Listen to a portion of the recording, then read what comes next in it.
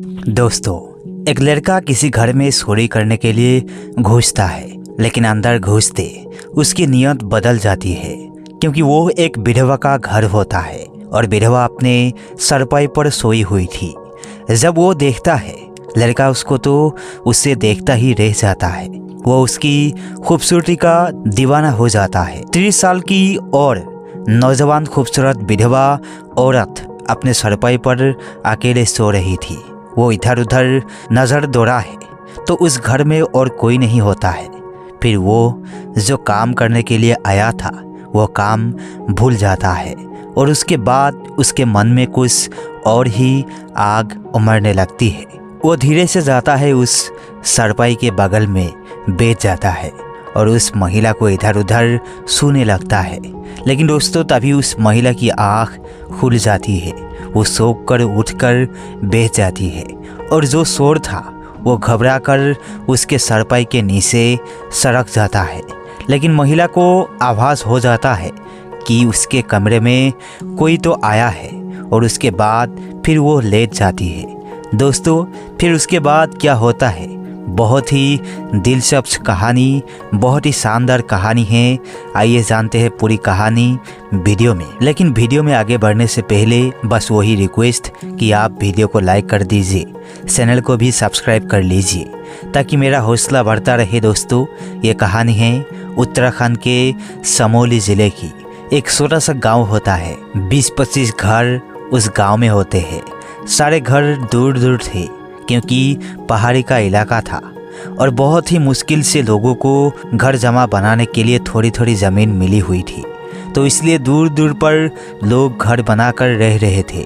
पूरे गांव को एक पतला सा रास्ता जोड़ रहा था और एक दिन एक दूसरे दूर गांव का एक लड़का रात का फ़ायदा उठाकर उस गांव में चोरी करने के लिए घुसता है और जब आता है तो एक घर में घुस जाता है। कुछ सामान चोरी करता है, पैसे चोरी करता है। तभी वो देखता है कि अभी रात बहुत बजी है, 2 बजे का वक्त हो रहा था।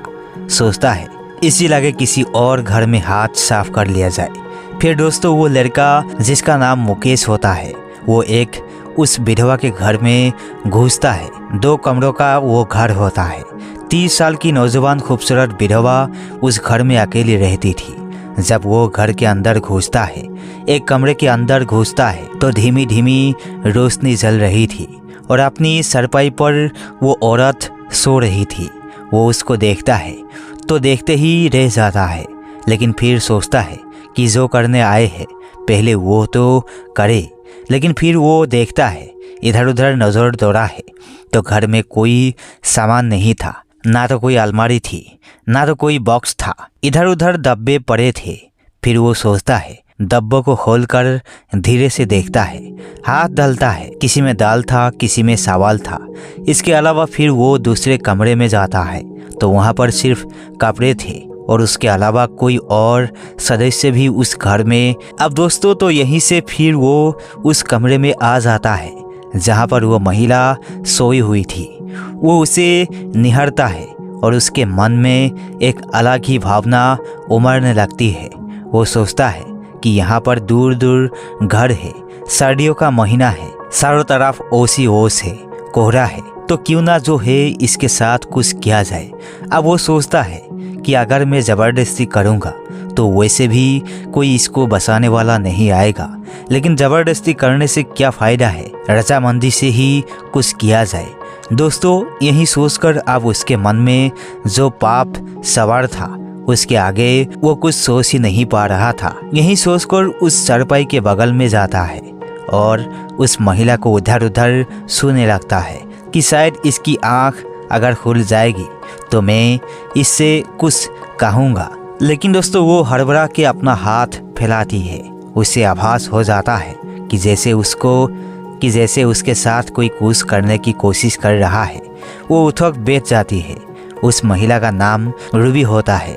रूबी उठकर बैठ जाती है तो जो शोर था, मुकेश था, वो घबरा जाता है और डर जाता है बुरी तरीके से और उसके सरपाई के नीचे सरक जाता है। वो महिला सोचती है कि कौन आया था इस कमरे में। इधर उधर देखती है, फिर सोचती है शायद उसने कोई डरावना सपना देखा है। फिर वो उठती है, जाती है, एक गिलास पानी पीती है जो कि बगल में ही रखा था, और उसके बाद फिर आकर अपनी सरपाई पर सो जाती है। अब वो सो जाती है, लेकिन दोस्तों इतने में जो है आधे घंटे बीत चुके थे और नीचे जो मुकेश सरपाई के नीचे था दोस्तों वो भी सो जाता है और बिल्कुल बेहोश की हालत में सो जाता है। रात के 3-4 बज रहे थे, उसे बहुत गहरी नींद आ जाती है। अब दोस्तों जब सुबह होता है तो जो रूबी थी उसका सबसे पहला काम था झाड़ू लेकर वो अपना घर बढ़ती थी, इधर उधर साफ सफाई करती थी। तभी वो घर के बाहर निकलती है अपना झाड़ू लेकर, तो कुछ औरतें हैं जो पुरुषों के उठने से पहले उठ जाती है और वो पहाड़ी पर जा रही थी अपने बाथरूम वगैरह के लिए। तो वो रास्ते में रूबी से मिलती है क्योंकि एक ही रास्ता था। उससे पूछती है कि अरे रात को पूरे गांव में हल्ला मचा हुआ है, कोई रात को चोर आया था, फलाने के घर में चोरी करके गया है, तो ज़रा देख लो कहीं तुम्हारे घर में भी तो कुछ चोरी वगैरह नहीं हुई है। अब दोस्तों उनकी बात सुनकर वो घबरा जाती है। वो सोचती है कोई तो आया था मेरे घर में, मुझे सो रहा था। अब दोस्तों जैसे वो घर में जाती है, इधर उधर देखती है तो सरपाई के नीचे जो मुकेश था अभी भी वो सो रहा था घोड़े बेच कर। अब वो झाड़ू लेकर उसे कोसी है और उसके बाद घबराई हुई रहती बुरी तरीके से पहले तो सोचती है कि जाऊं बाहर शोर मचाऊं और लोगों को बताऊं कि जो शोर है मेरे घर में है। लेकिन फिर वो सोचती है कि लोग इसको बहुत मारेंगे क्योंकि कुछ दिन पहले ऐसी घटना हुई थी जब एक शोर को पकड़कर गांव के लोगों ने मार ही दिया था।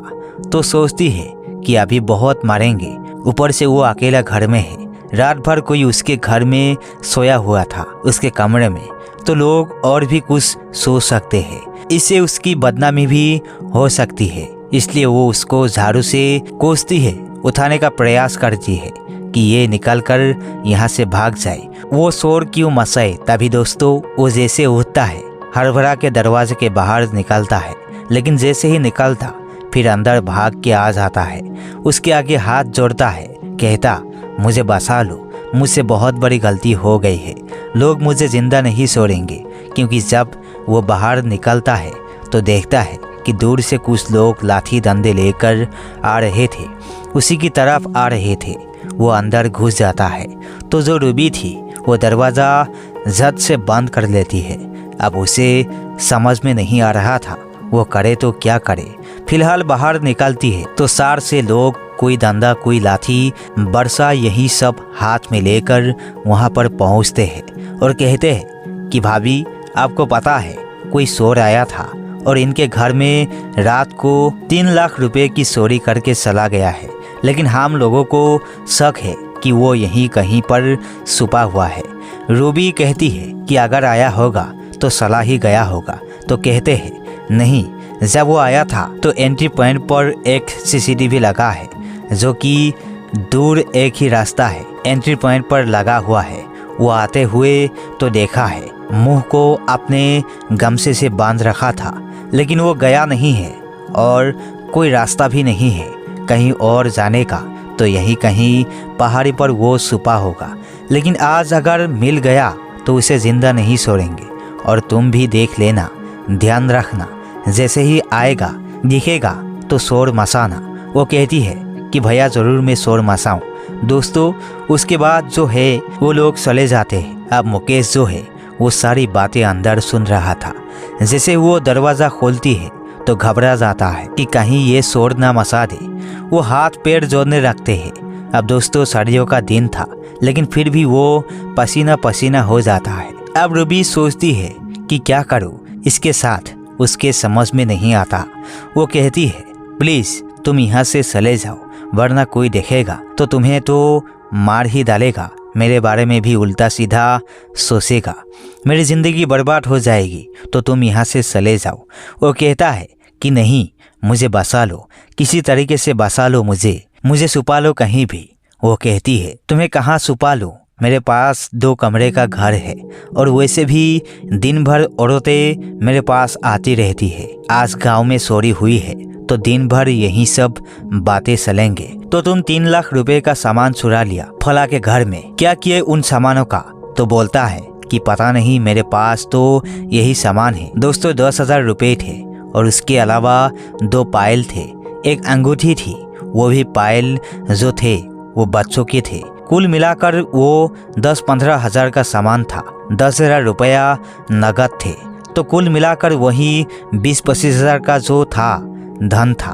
तो कहता है कि यही सब मेरे पास है और मैंने इसके अलावा और कुछ मेरे हाथ में नहीं है। वो 3 लाख कह रहे हैं, मुझे पता नहीं। कहती है होता ऐसे, चोरी कम की होती है, लोग बताते हैं ज्यादा का, लेकिन तुम आप यहाँ से चले जाओ। लेकिन वो हाथ पाँव जोड़ता है, कहता है प्लीज मुझे बचा लो, मेरे भगवान बन जाओ। ऐसा वैसा अब रूबी को उसके ऊपर दया आ जाती है। वो कहता है मैं कोई पेशेवर चोर नहीं हूँ, जिंदगी में मैंने पहली बार यह काम किया है। तो कहती है चलो ठीक है। अब वो सोचती है मैं बुरी तरीके से फंस गई हूँ, बीच में मैं क्या करूँ। अब दोस्तों जो दूसरा कमरा था वो कहती है ठीक है तुम उस कमरे में चले जाओ, मैं तुम्हें बाहर से ताला मार दूंगी।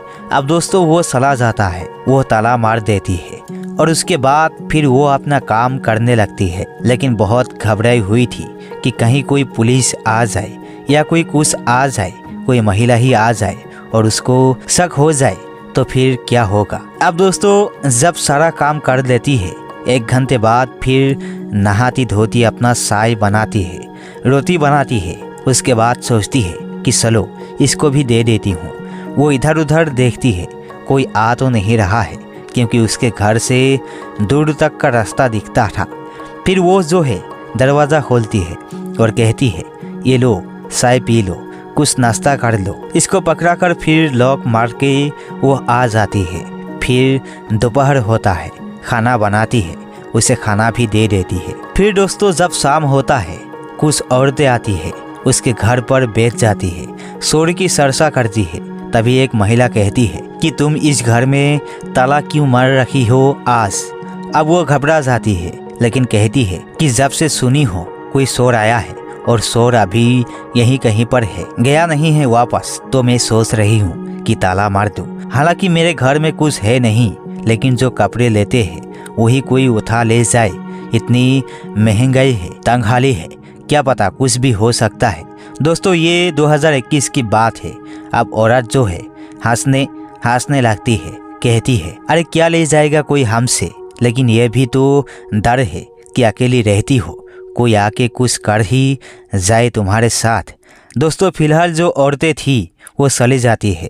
फिर रात होती है, रात 9 बज जाते हैं। अब चारों तरफ कोहरा सा जाता है। सर्दियों का महीना था, पहाड़ों पर तो वैसे भी गर्मी नहीं पड़ती थी, हमेशा सर्दियाँ ही रहती थी। अक्टूबर नवंबर का वो महीना था। तो वो खाना बनाती है, सोचती है अब तो कोई आएगा नहीं। फिर वो मुकेश को उस कमरे से बाहर निकालती है और कहती है खाना खा लो। अब दिन भर उसके मन में यही चलता रहा कि शायद इसने मुझे छुआ था, मेरे साथ कुछ करने की कोशिश कर रहा था, यही सब उसके दिमाग में चल रहा था। फिर जब वो खाना खाता है इत्मीनान से बैठकर, तो कहती है कि तुम ये चोरी क्यों कर रहे हो। वो कहता है कि मैं जुए में कुछ पैसे हार गया हूँ, कर्ज ले लिया था, तो कर्जदार लोग मेरे पीछे पड़े हैं, तो इसलिए मैं सोचा कि कहीं से कैसे भी करके उनको मुझे पैसे चुकाना है, तो इसीलिए मुझे यही रास्ता सूझा। लेकिन मैं कसम खा के कहता हूँ मैं कोई पेशेवर चोर नहीं हूँ। अब दोस्तों रूबी जो है उससे कहती है कि ये बताओ तुम मेरे सरपाई के पास क्यों आए थे, क्या कर रहे थे मुझे, क्योंकि मैं जब उठी थी तो मुझे ऐसे लगा कि जैसे कोई मुझे सो रहा है। तुम ही थे, क्या कर रहे थे बताओ। फिर मैंने सरपाई के नीचे कैसे सो गई। मुकेश कहता है मुझसे गलती हो गई और मेरा दिमाग खराब हो गया था, क्योंकि मैंने आपको देखा तो मैं खुद को रोक नहीं पाया। फिर वो कहती है कि तुम यही सब करते फिरते हो। बोलता है कि नहीं, मैं ऐसा बिल्कुल नहीं करता, माँ कसम खा के कहता हूँ ऐसा नहीं करता हूँ। फिर रूबी कहती है कि तुम्हारी शादी हुई है। कहता है नहीं, मेरी शादी नहीं हुई है। अब धीरे धीरे दोनों में बातचीत चलती है। तो मुकेश भी उससे पूछता है लेकिन आप इस घर में अकेले क्यों रहती है, क्या आपके साथ और कोई नहीं रहता? वो कहती है, कोई नहीं रहता। मेरा पति था, 2 साल पहले शराबी था। शराब पी के इसी पहाड़ी से लुढ़क गया। उसके बाद उसकी मौत हो गई। तब से मैं अकेली ही रहती हूँ। अब दोस्तों दोनों में बातचीत चलता रहा, लेकिन अब जो रूबी थी उसके भी मन में कहीं ना कहीं कुछ भावनाएं उमड़ने लगी थी। दोनों के ही मन में एक जैसा चल रहा था, लेकिन जो मुकेश था उसके एहसानों तले दबा था। और जो रूबी थी वो जो है अपने से कुछ कह नहीं पा रही थी। वो कहती है कि तुम इतना गलत करना चाह रहे थे, अगर मेरी आँख नहीं खुलती तो क्या करते तुम? दोस्तों मुकेश कहता है कि मुझसे गलती हो गई, मैं आपके साथ क्या करना चाहता था और आपने मेरी जान बचाई। आपका मैं एहसान जिंदगी भर नहीं भूल सकता। अब दोस्तों उसके बाद दोनों खाते हैं, बातें करते हैं। 1 बज जाता है। रूबी कहती है, अब तुम चुपचाप यहाँ से चले जाओ, अपने घर को चले जाओ और जिंदगी में ऐसा काम मत करना। मुकेश कहता है ठीक है। फिर वो कहता है, यह जो सामान है ये आप अपने पास रख लो। रूबी कहती है, मुझे नहीं चाहिए ये सामान, यह तुम अपने पास ही ले जाओ, अपने साथ ही ले जाओ। तुम परेशान हो तो ही ले जाओ। दोस्तों उसके बाद वो चला जाता है। अगले दिन सवेरे जो है शोर मच जाता है कि जो सामान था वो मिल गया है। जो शोर था वो चोरी करने के बाद भी उसी घर में फेंक कर चला गया है जिनके घर से चोरी हुई थी। अब वो सामान जो है लोगों को देखने के लिए रखा हुआ था। रूबी भी जाती है तो देखती है वही पायल और वही एक अंगूठी और वही 10,000 थे। हालांकि जो मालिक थे घर के वो कह रहे थे कि मेरा तो 3 लाख रुपए का चोरी हुआ, बाकी का सामान का क्या जो अभी तक नहीं मिला।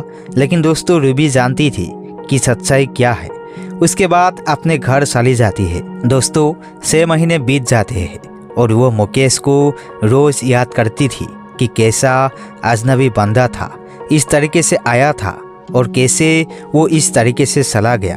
अब दोस्तों 1 साल बीत जाता है और एक दिन मुकेश जो है वो उसको आता हुआ दिखाई देता है। उसको जब देखती है रूबी तो उसे अपने आंखों पर यकीन नहीं होता। वो देखते ही चौंक जाती है और खुश भी हो जाती है। उसका मन करता है कि ऐसे इसके गले से लिपट जाऊं, लेकिन दोस्तों खुद को रोकती है और उसके बाद पूछती है, कैसे हो तुम? वो कहता है, ठीक हूँ मैं, और आपको मैं बहुत याद कर रहा था, आपकी याद आ रही थी और इसलिए मैं सलाह आया। रूबी बोली कि तुम 1 साल क्यों लगा दिए आने में? मुकेश कहता है, क्योंकि मैं यहाँ से जाने के बाद फिर मैं देहरादून चला गया। वहाँ पर मैंने काम पकड़ा और उसके बाद मैं कमाने लगा। आज ही मैं घर से आया हूँ और सच बताऊँ तो वाकई में मैं आपको बहुत याद कर रहा था। रूबी कहती है, मैं भी तुम्हें याद कर रही थी। जितना तुम याद कर रहे थे उससे कहीं ज़्यादा मैं याद कर रही थी। दोस्तों उसके बाद दोनों आंखों ही आंखों में एक दूसरे के लिए प्यार देखते हैं और एक दूसरे से गले लग जाते हैं। उसके बाद कुछ दिनों तक दोनों में बातचीत होती है। दोनों में बातचीत होती रही और दोस्तों फिर 2023 में दोनों अंत में शादी कर लेते हैं। तो दोस्तों ये रही कहानी, आपको कैसी लगी कमेंट करके ज़रूर बताएं और यह भी बताएं कि क्या रूबी ने जो भी कुछ किया वो सही किया था या गलत किया था। तो दोस्तों आज के लिए बस इतना ही, फिर मिलेंगे अगले वीडियो में। तब तक के लिए जय हिंद, जय भारत।